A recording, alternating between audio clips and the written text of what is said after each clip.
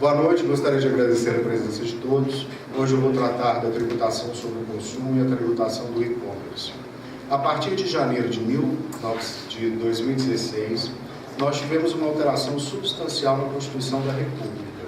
Essa alteração, ela afeta substancialmente o comércio eletrônico. De que forma?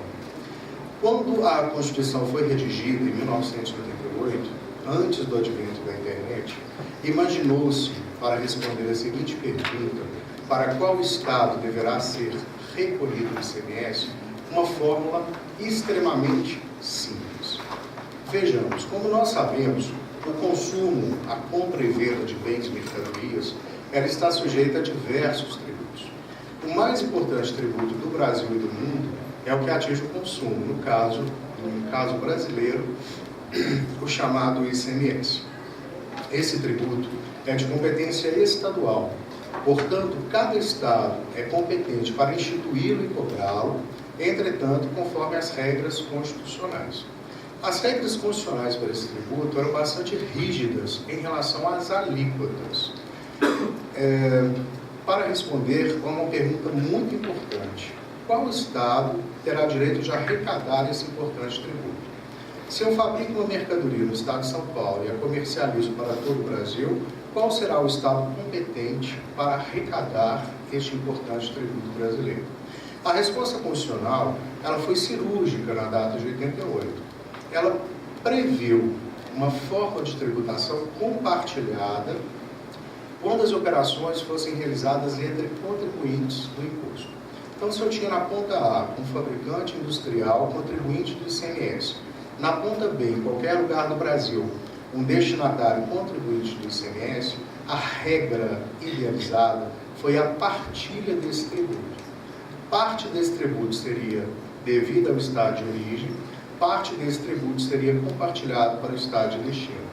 Portanto, a resposta que tínhamos em relação a esse tributo é que o ICMS não era devido nem somente na origem e nem tampouco destinado ao estado de consumo. Havia, portanto, uma previsão de partilha justa e inteligente. Para partilhá-lo, foi definido o papel do Senado Federal para estabelecer alíquotas interestaduais, sempre menores que as alíquotas internas dos produtos. Então, eu acabo de inserir uma outra informação importante. Todos os produtos no Brasil, todas as mercadorias comercializadas, elas possuem alíquotas internas dentro de um território nacional, dentro do território de um estado, e alíquotas interestaduais, que são definidas pelo Senado, sempre menores que as alíquotas internas. Só para que a gente tenha um parâmetro, as alíquotas internas de quase todos os produtos, quase a totalidade dos produtos, gira em torno de 18%. Alguns estados 17%, o estado do Rio de Janeiro 19% e os demais estados 18%. Então, se eu fabrico e comercializo uma mesa em Minas Gerais, ela é comercializada a 18%. Mas quando eu vou comercializar qualquer produto para outro estado, eu vou utilizar a alíquota interestadual definida pelo Senado. E por que o Senado foi escolhido? Pela Casa dos Estados, e ali que se definiu, ouvindo todos, qual seria a melhor forma de tributação entre estados. De modo que uma alíquota menor que 18%, por exemplo, 12% ou 7%, possibilitaria que parte da tributação ficasse na origem, por exemplo, utilizaria-se a alíquota de 12% na operação interestadual, cabendo ao estado de destino recolher a diferença entre a alíquota interna daquele estado e aquela vigente na operação interestadual. Então, um exemplo hipotético, 18 menos 12, nós teríamos a recolher 6% para o estado de destino. Compreenderam?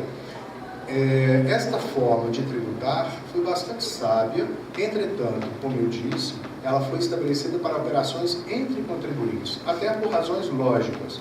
Como exigir do destinatário o recolhimento do diferencial de alíquotas se ele não fosse contribuinte do imposto? Então, em todo o Brasil, vigorava esta regra para contribuintes e ainda vigora. Entretanto, na Carta de 88, havia previsão de aplicar uma regra completamente diferente quando o destinatário não fosse contribuinte do imposto.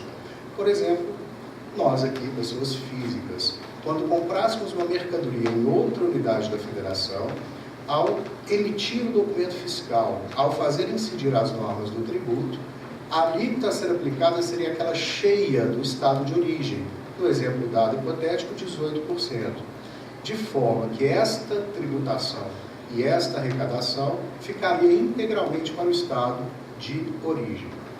Eu fiz aqui alguns desenhos que podem facilitar a nossa compreensão a respeito dessa tributação.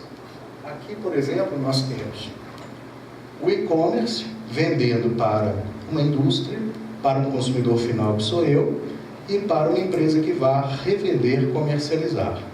Nesta hipótese, Helena, nós teríamos uma aplicação do ICMS, como dito, na regra anterior, da seguinte forma: parte da tributação ficaria para o estado de origem, na hipótese de venda para uma indústria, o ICMS integral ficaria para a origem, quando vendido para o consumidor final, e o ICMS para as empresas revendedoras ficaria também compartilhado, desde que o destinatário fosse contribuinte do imposto.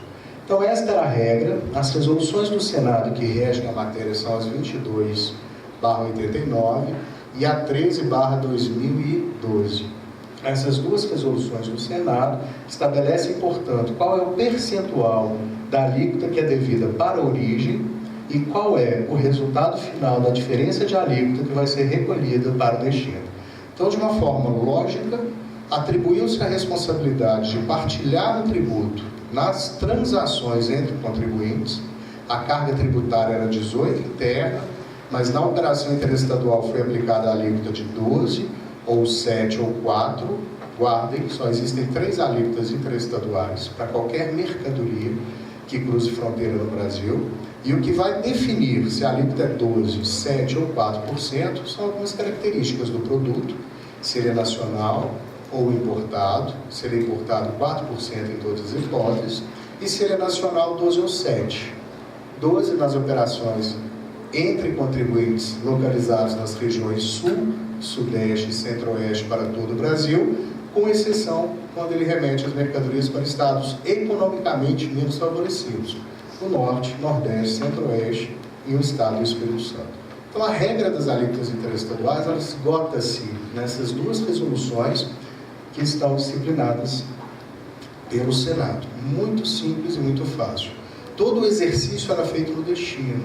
Qual é a alíquota interna desse produto que eu acabei de adquirir em outro estado? Se a alíquota interna fosse qualquer percentual superior à alíquota interestadual utilizada, essa diferença ficaria para o estado de destino. Todos ficavam, então, satisfeitos e as operações corriam e correm ainda normalmente no Brasil. Com o advento da internet, surgiu uma dúvida, porque esta regra não era aplicada quando o consumidor final, não contribuinte do ICMS, nós, pessoas físicas, entrávamos na internet e adquiríamos um produto online. Esta regra, obviamente, ela não havia sido pensada de forma diferente na Constituição, porque não existia a internet em 1988. As vendas não presenciais de pessoas físicas que cruzavam fronteira para adquirir bens não eram comuns. Não seria muito comum eu sair daqui, de Belo Horizonte, em algum outro estado, ou ligar por telefone e fazer aquisições de produtos em valores significativos, sem que eu estivesse naquele local, sem que eu conhecesse o produto. Enfim, não era um comércio desenvolvido. Quando surge a internet e passa-se a vender produtos de qualquer natureza e de qualquer valor online, hoje eu acesso o submarino, adquiro uma geladeira, eu acesso qualquer empresa que esteja bem desenvolvida no sistema online e faço compras de valores significativos. Notem que os estados, portanto, de destino das pessoas físicas que nada recebiam de ICMS começaram a reclamar. Eles consideravam que essa regra constitucional não era mais justa e exigiam e clamavam a sua alteração. Primeiro ponto. Como a emenda constitucional não vinha e o projeto não caminhava no Congresso Nacional, é muito difícil alterar uma Constituição, os estados do Norte, Nordeste, Centro-Oeste e Espírito Santo, que se julgaram né, naquela fase, em 2011, os estados mais prejudicados com essa regra, porque na visão deles, os principais comercializadores pela internet que praticam o e-commerce estão nas regiões desenvolvidas. Eles editaram um protocolo no CONFAS, que é um órgão que reúne todas as secretarias de fazenda de todos os estados e do Distrito Federal, editaram o protocolo 21/2011. Esse protocolo estabelecia exatamente a mesma regra para as operações entre contribuintes que nós acabamos de ver no slide anterior, ou seja, o ICMS deve ser compartilhado.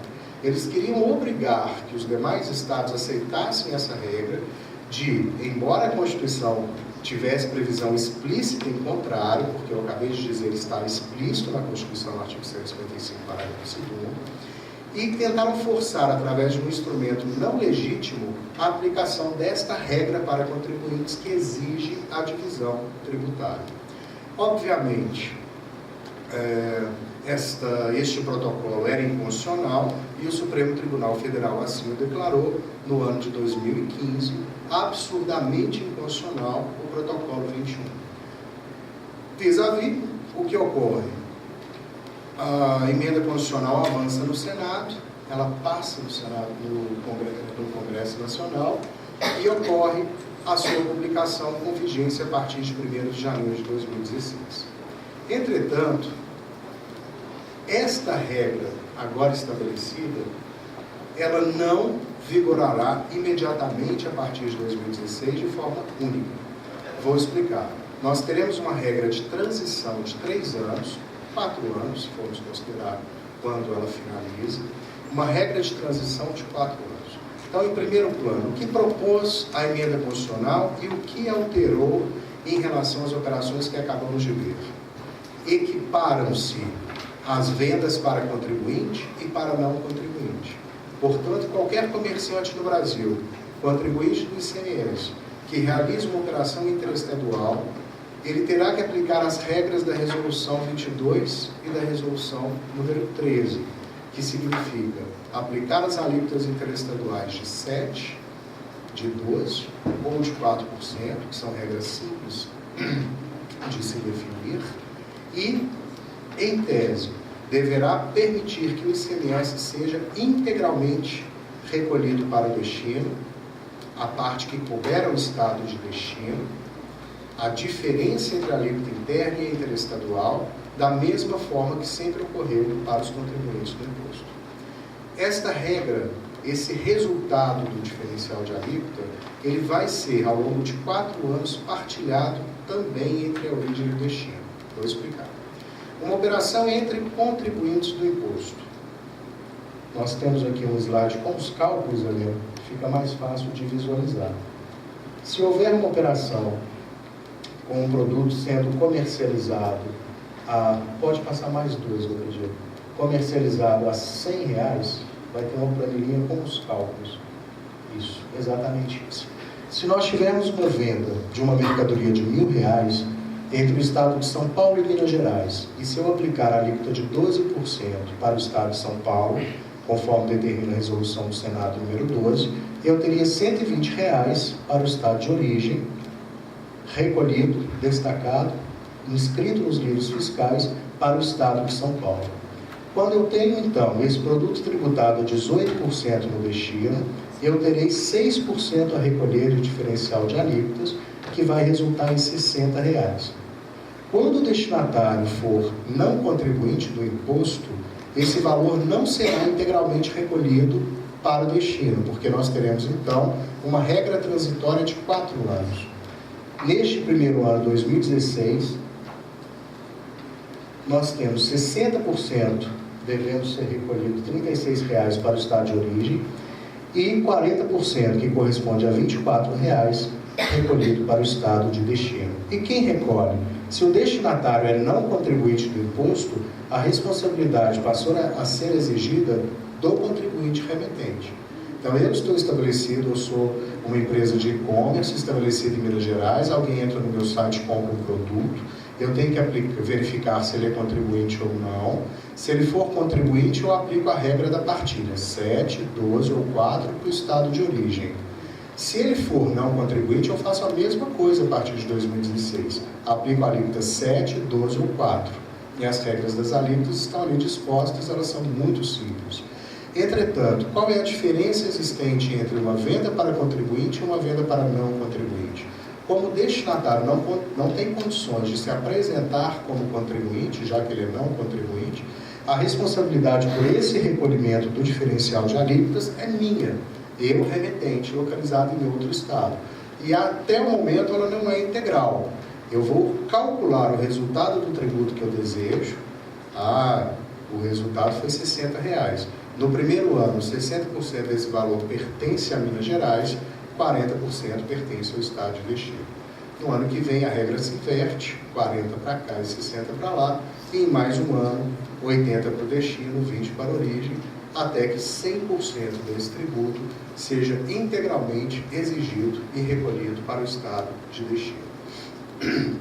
Em resumo, o advento da internet alterou substancialmente as vendas no país, na hipótese do destinatário ser pessoa física não contribuinte do ICMS.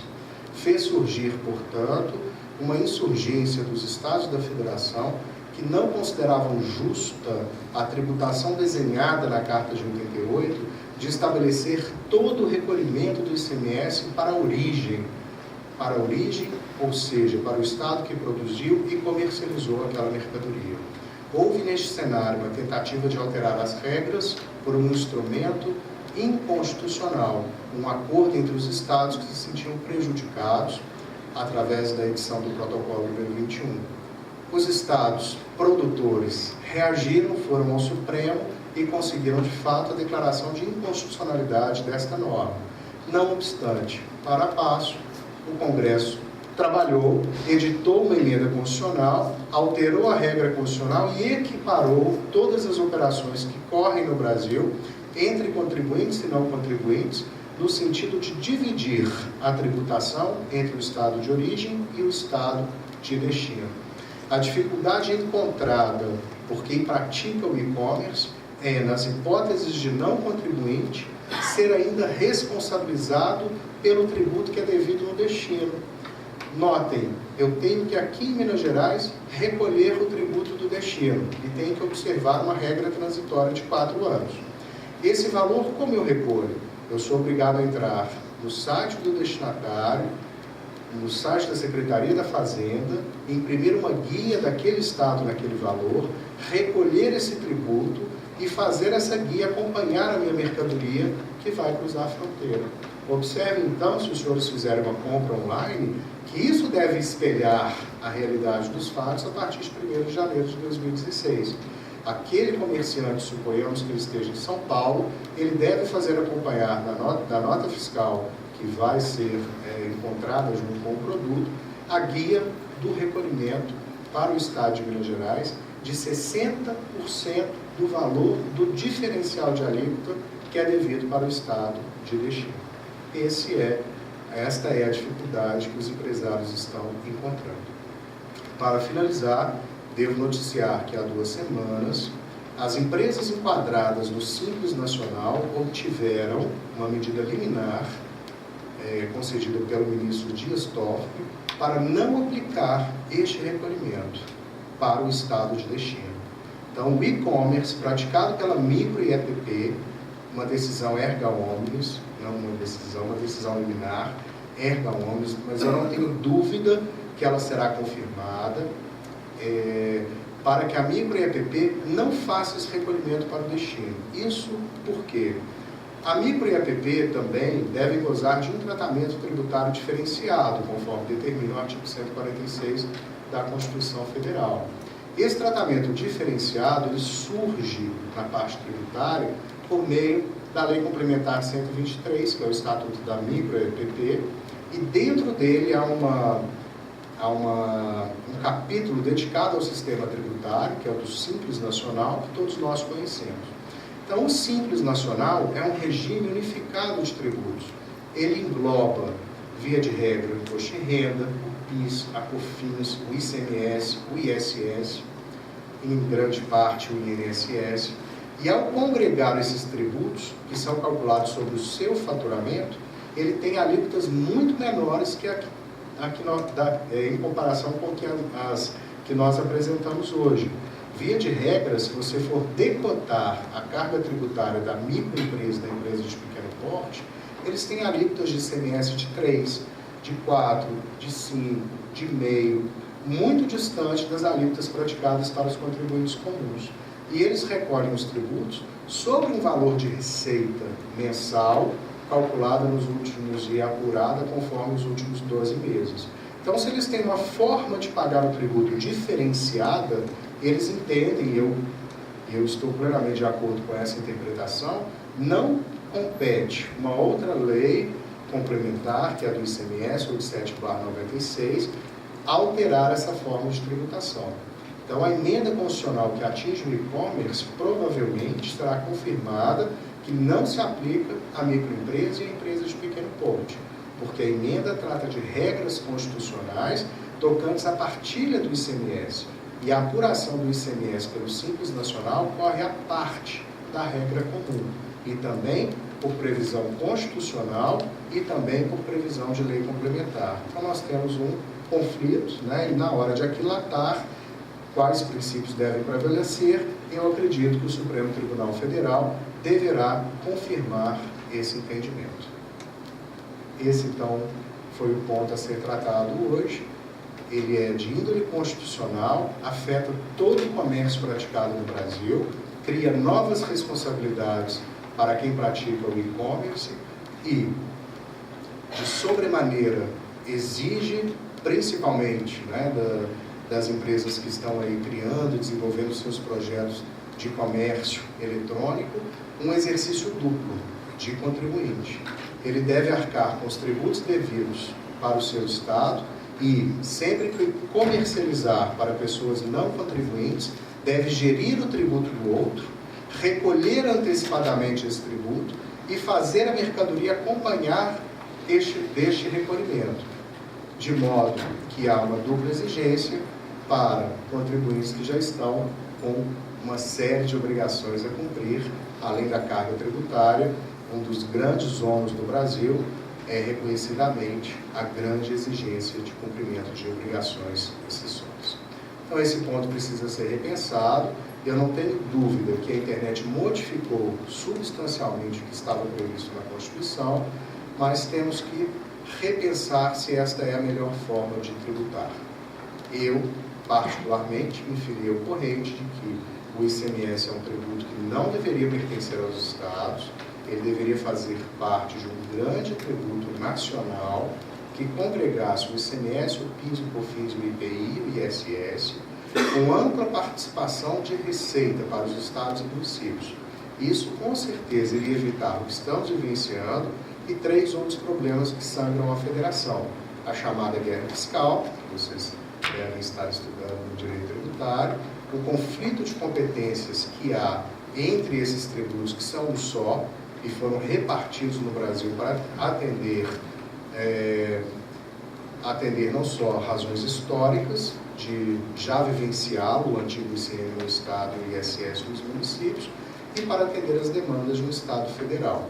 Só que as consequências de partilhar um tributo que nasceu para ser um só são estas que eu acabo de apontar. Problemas gerenciais, problemas de partilha de tributos, problemas de guerra fiscal e de conflito de competência. Esse é o tema de hoje. Muito obrigado.